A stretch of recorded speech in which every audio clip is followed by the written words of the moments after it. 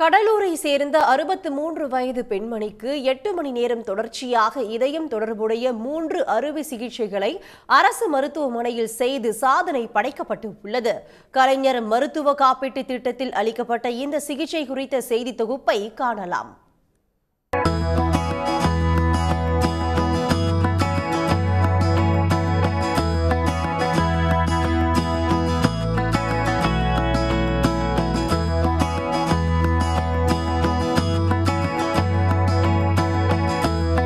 கடலூரைச் சேர்ந்த 63 வயதான ஜெயந்தி என்பவருக்கு இதயத்தில் பிரச்சனை இருந்து வந்தது. கடந்த 2022ஆம் ஆண்டு முதல் பல்வேறு மருத்துவமனைகளில் சிகிச்சை எடுத்து வந்த நிலையில் நாளுக்கு நாள் அவருடைய இதய பிரச்சனை தீவிரமாகியுள்ளது.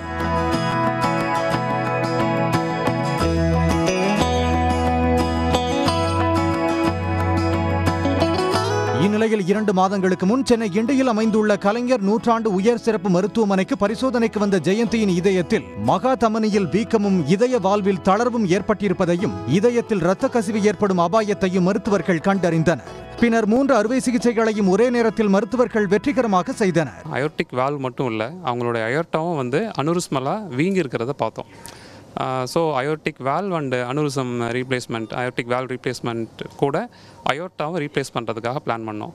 தென் எல்லா சர்ஜரிக்கு முன்னாடி ஒரு கொரோனரி ஆஞ்சியோகிராம் ஒன்று பண்ணுவோம், மேஜர் கார்டிக் சர்ஜரிக்கு முன்னாடி. ஸோ அது பண்ணதில் அந்த கொரோனரி ஆர்ட்ரி இதயத்துக்கு ரத்த ஓட்டம் கொடுக்கக்கூடிய ரத்த குழாய் அடைப்பு ஏற்பட்டிருக்கிறத பார்த்தோம் நாங்கள். ஸோ அதுக்கும் சர்ஜரியானது பைபாஸ். ஸோ பைபாஸ் சர்ஜரியும் சேர்த்து பண்ணுற மாதிரி இருந்துச்சு.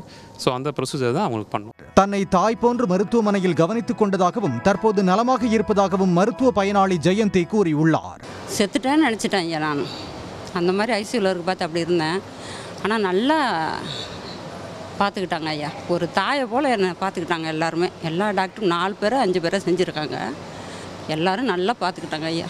என்னை காப்பாற்றி எனக்கு என் புருஷங்கையில் என்னை கொடுத்துட்டாங்க. தனியார் மருத்துவமனையில் 20 லட்சம் ரூபாய் வரை செலவாகும் இந்த அறுவை சிகிச்சை கலைஞர் காப்பீட்டு திட்டத்தின் மூலமாக கட்டணம் இல்லாமல் இவருக்கு செய்யப்பட்டுள்ளது குறிப்பிடத்தக்கது.